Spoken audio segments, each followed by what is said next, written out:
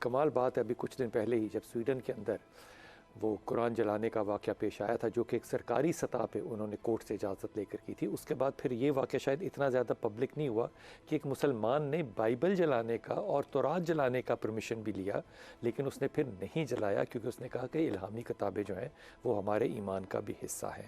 اس پہ ساری دنیا ہمارے ساتھ کھڑی رہی۔ جو ہماری یہاں پہ مسیحی کمیونٹی تھی انہوں نے ہمارا ساتھ ہم سے بڑھ کے دیا میرے خیال میں، لیکن دوسرا بھی چند دن پہلے 14 اگست گزری ہے، تو میرے نہیں خیال کہ کسی بھی مسجد میں وہ ہو سکتا ہے سیلیبریشنز ہوئی ہوں، اتنی سیلیبریشنز ہوئی ہوں جتنی کہ چرچز کے اندر پاکستان کی لیے دعائیں کی گئیں اور کیک کٹنگ کی گئی، جس میں کہ میں نے بھی شمولیت کی۔ اس کے باوجود ہم نے جو اس کا کوائن ریٹرن کیا، ہم نے جو ان کو واپسی دی وہ یہ دی کہ ایک مبینہ چیز کے اوپر ہم نے ان کے تقریباً 19 سے 22 چرچز، عبادت گاہیں جو ہیں ان کو آگ لگا دی۔ اس کے بعد ہم نے تقریباً کوئی 90 کے قریب گھر جو ہیں ان کو پہلے جا کے لوٹا۔ یہ میں پولیس رپورٹ بتا رہا ہوں، یہ میری رائے نہیں ہے۔ پہلے جا کے ہم نے اس میں لوٹ مار کی، ٹیلی ویژن اٹھائے، زیور اٹھائے، جہیز اٹھائے، یہ ساری چیزیں جب نکال کے، قیمتی چیزیں نکال کے جب ہم نے اپنے قبضے میں کر لی، اس کو کہتے ہیں عام طور پہ ڈاکہ ڈالنا۔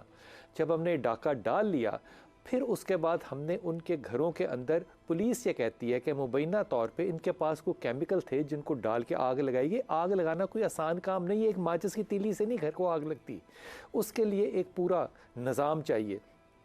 اور یہ سارا کچھ کس پہ کیا گیا کہ جناب مذہب کا ناموس، یعنی کہ آپ نے ریلیجن کو انسلٹ کیا ہے۔ اور وہ انسلٹ کرنے کا طریقہ کیا تھا، کیونکہ یہ میں بات اس لیے بریف بتا رہا ہوں کہ بہت سے ہمارے دوستوں کو اس بات کا نہیں علم۔ یہ 16 اگست کا واقعہ ہے، صبح فجر کی نماز ہو رہی ہے، فجر کی نماز کے بعد کا یہ واقعہ ہے کہ جہاں پہ یہ 3 لوگ، اور یہ ایک سکول کے اندر، اگر میں غلط نہیں ہوں تو سلیم جو ہے یہ جینیٹر ہے اور اس کے 2 بیٹے ہیں، ایک کا نام عمر ہے، ایک کا نام عمیر ہے۔ ان لوگوں کی ہارڈ کاپی کا مطلب پتہ کیا ہوتا ہے کہ پہلے اس کو کمپیوٹر میں فیڈ کیا گیا ہوگا، پھر اس کا ایک ہارڈ پرنٹ نکالا گیا ہوگا، وہ ہارڈ پرنٹ پہ ان کی تصویریں لگی ہوئی ہیں، اور اس کے بعد نیچے ناموس لکھی ہوئی ہے اور ریڈ پین کے ساتھ برے اور گندے الفاظ لکھے گئے ہیں، اور اس کے اوپر اپنا تصویر کے ساتھ ساتھ ٹیلی فون نمبر اور ایڈریس یہ بھی ساتھ لکھا گیا کہ جناب ہم کر رہے ہیں یہ نا۔ وہ جب لوگوں کو نماز کے بعد 6 بجے کے قریب، 6 سوا 6 کا قریب، اتنا ہی ٹائم ہوگا، پتہ چلا تو ظاہر ہے جڑاں والا کے اندر جو ایک چوک ہے، سنیما چوک جو ہے، وہاں پہ لوگوں نے اکٹھا کرنا شروع کیا۔ لیکن جو سب سے زیادہ دکھ کی بات ہوئی وہ جب گورنمنٹ نے کہا تھا نا کہ سپیکر مسجد کا استعمال نہیں ہوگا، تو ہم سارے اس کے خلاف کھڑے تھے کہ کیوں نہیں ہوگا استعمال، مسجد کا سپیکر ہے، اس پہ اذان بھی ہوگی، اس پہ خطبہ بھی ہوگا۔ مسجد کے اندر کھڑے ہو کے لوگوں کو دعوت دینا کہ آپ کھڑے آئیں اور یہ سارا کام کریں، سر شرم سے جھک گئے۔ لیکن سر شرم سے اس سے زیادہ جھکے جب کچھ دوستوں نے یہ کہا کہ یہ سارا کام جو ہے یہ ویزا لگوانے کے لیے کیا گیا۔ خدا کی قسم، جسے کہتے ہیں نا واقعی شرمندگی کے ساتھ پانی پانی ہو گئے، شرمندگی کے ساتھ ہم پانی پانی ہو گئے کہ ہم کیا کرتے ہیں۔ ہمیں، میرا یہ ذاتی خیال ہے، یہ جملہ جو ہے یہ طاہر اشرفی کا ہے جو کہ میں ریپیٹ کر رہا ہوں۔ انہوں نے، طاہر اشرفی کہتے ہیں کہ ہم نے جو عہد نبی نے مسیحیوں کے ساتھ کیا تھا، آج ہم نے اس عہد کو پھاڑ دیا۔ بہت ہی ممنون میں خاص طور پہ ان لوگوں کا ہوں جنہوں نے ایک پازیٹیو رول ادا کیا۔ اس کے اندر محسن نقوی ہے جس نے بہت پازیٹیو بلکہ اپنے قد سے بڑا ہو کے کام کیا۔ اس کے اندر طاہر اشرفی جس نے ہاتھ جوڑ کے معافی مانگی کہ ہم شرمندہ ہیں، ہمارے علماء کرام جو وہاں پر گئے۔ پھر اس کے بعد آئی جی پنجاب جس نے کہ اس بات کو سنبھالا، اور ہمارا اتنا نیگیٹو رویہ تھا کہ یہ کیوں نہیں ہوا۔ ایک ایسا تھانہ جہاں کے چند پولیس آفیسر ہوں یا سپاہی ہوں، وہ لوگ موب کو کنٹرول نہیں کر سکتے، یہ کیوں ہمیں پتہ نہیں ہے۔ اس میں بہرحال جو ٹائم لگا وہ لگا، لیکن رینجرز کا بھی بہت زیادہ ممنون ہونا چاہیے جنہوں نے ان کو جا کے سب چیزوں کو کنٹرول کیا۔ ہمارے پاس آج مہمان ہیں ڈاکٹر پیر طارق صاحب، السلام علیکم صاحب، خیریت سے ہیں؟ انتہائی ممنون۔ امینول سردار، السلام علیکم، آپ ڈین ہیں اور اسپوکس پرسن ہے چرچ آف پاکستان کے، بہت ممنون آپ تشریف لائے۔ طاہر اشرفی بھائی ہمارے ساتھ ہوں گے ڈی ایس این جی پہ، ان سے بھی بات کریں گے، اور مفتی سخاوت منیر بھائی۔ السلام علیکم جناب علی سب کو۔ آپ لوگوں کی اجازت سے طاہر بھائی سے بات شروع کرتے ہیں۔ طاہر بھائی، اس بات کا سارے کا تھوڑا سا شرمندگی کے علاوہ اور مذمت کے علاوہ، کیونکہ مذمت کرتے ہوئے تو اب 76 سال ہمیں مختلف چیزوں کے ہو گئے، ہمیں اس سے کوئی فرق نہیں پڑتا، اب مذمت سے ایک قدم ہمیں آگے بڑھنا چاہیے، کچھ تھوڑا سا سیک و سباق بتائیں، یہ مزاج ہے، اور پھر مسلمان اس میں اللہ کا، رسول کا، لبیک کا نعرہ لگا کے یہ کام جو کرتے ہیں، پھر اس پہ شرمندگی سارے ملک کو لینی پڑتی ہے۔ اس سیک اور سباق تھوڑا سا آپ کی نظر میں جو ہے یا مبینہ طور پہ جو ہے وہ فرمائیے۔ بسم اللہ الرحمن الرحیم، نحمدہ ونصلی ونسلم علی رسولہ الکریم۔ بلال بھائی بہت شکریہ۔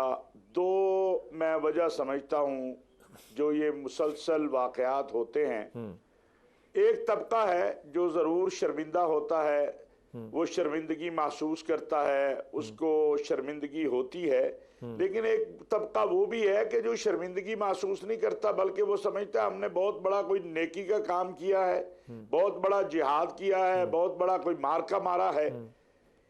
جہالت اور انصاف کا فراہم نہ ہونا۔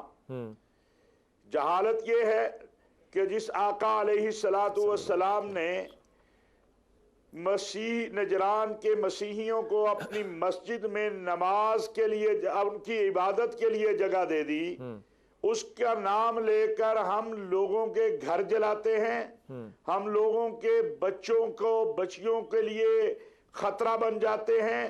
اور اگر آپ وہ تصویر، آپ کا یہ پتہ نہیں ان کے پاس ہو یا دکھا سکے کہ ایک ماں چھوٹے چھوٹے بچے لے کے کھیتوں میں چھپی ہوئی ہے، اور رات اس نے کھیتوں میں گزاری ہے کہ یہ محمد عربی صلی اللہ علیہ وسلم کا نام لیوا کہیں مجھے، میرے بچوں کو نقصان نہ پہنچا دے۔ ہم اف اینڈ بٹ سے باہر نکلیں۔ بڑی کلیئر بات ہے، اگر قرآن کریم کی توہین کسی نے کی ہے، یہ بیٹھے ہیں چرچا پاکستان کے نمائندہ ہیں، پاکستان کے تمام بشپ صاحبان ہمارے ساتھ کھڑے ہو کے یہ کہہ چکے ہیں کہ اگر کوئی توہین کرتا ہے تو اسے سزا دو۔ ٹھیک، لیکن یہ کون سی بات ہے کہ ایک شخص توہین کرتا ہے اور پوری بستی کو آپ جلا دیں، اور پھر آپ کے پاس ایویڈنس بھی نہ ہو کہ کیا کوئی بندہ اگر توہین قرآن کرنا چاہے گا وہ اپنی تصویر لگائے گا، وہ اپنا نام لکھے گا، ٹیلی فون نمبر دے گا؟ ہمارے ہاں چونکہ بلال بھائی انصاف جو ہے وہ کہیں چلا گیا ہے۔ انصاف دیکھیے طاہر بھائی، معاملہ یہ ہے کہ انصاف جو ہے وہ پاکستان میں بھی آپ کو نظر نہیں آتا، لیکن جب یہ پرابلم ہوتا ہے اور پھر بار بار ہوتا ہے، خوشاب دیکھیے، سیالکوٹ دیکھیے، فیصل آباد دیکھیے، لاہور دیکھیے، یہ مذہبی طبقہ جو ہے یہ اتنی جلدی بھڑک کیوں رہا ہے؟ یہ واقعات اوپر تلے ہو کیوں رہے ہیں؟ بلال بھائی، مذہبی طبقہ نہیں ہے، یہ جاہل طبقہ ہے جو مذہب کے نام پر مسلط ہے۔ اس کو مذہبی طبقہ کہنا میں سمجھتا ہوں مذہب کی توہین ہے۔ جس دین کا نام اسلام ہے، جس دین کے ماننے والوں کو اللہ اپنا نام رب العالمین بتا رہا ہے اور اپنے نبی کیا بتا رہا ہے کہ وَمَا أَرْسَلْنَاكَ إِلَّا رَحْمَةً لِّلْعَالَمِينَ، مجھے بتائیے وہ کیسے کسی بے گناہ کے اوپر جو ہے وہ ہتھیار اٹھا سکتا ہے؟ پھر جو غیر مسلم مسلمانوں کی ریاست میں ہیں، ان کے حقوق جو رسول اللہ صلی اللہ علیہ وسلم نے بیان کیے ہیں، جو معاہدہ نجران ہے، اگر یہ مذہبی طبقہ ہو تو اس کے سامنے وہ ساری چیز ہو۔ پرابلم یہ ہے کہ ہمارے ہاں جوزف کالونی ہوتا ہے، تمام لوگ بری کر دیے جاتے ہیں، شانتی نگر ہوتا ہے، تمام لوگ بری کر دیے جاتے ہیں، قصور ہوتا ہے، تمام لوگ بری کر دیے جاتے ہیں، اور نظام بری کیوں کر دیے جاتے ہیں؟ ثبوت نہیں ہوتا یا خوف آتا ہے؟ نہیں، خوف ہے، ثبوت سب ہوتے ہیں، موجود ہوتے ہیں، خوف ہے یا مل جانا ہے۔ ابھی آپ دیکھیں کہ میرے جیسا شخص جو ہے وہ اتنا مایوس ہو چکا تھا، مجھے ایک امید پیدا ہوئی ہے کہ میرا آرمی چیف کہہ رہا ہے کہ بس یہ آخری واقعہ ہوگا، ہم کوشش کریں گے، اب یہ وحشت نہیں چلے گی۔ میرا مستقبل کا چیف جسٹس جڑا والے پہنچ گیا، قاضی فائز عیسیٰ۔ میرا ریاست سے میری گزارش ہے، میرے اوپر حق ہے ان غیر مسلموں کا، ان مسیحیوں کا، سکھوں کا، ہندوؤں کا یا باقی جو اقلیتیں ہیں، میں انہیں تحفظ دوں کیونکہ میں بڑا بھائی ہوں۔ میں ریاست سے کہتا ہوں کہ خدا کا واسطہ اب اس سلسلے کو ختم ہونا چاہیے۔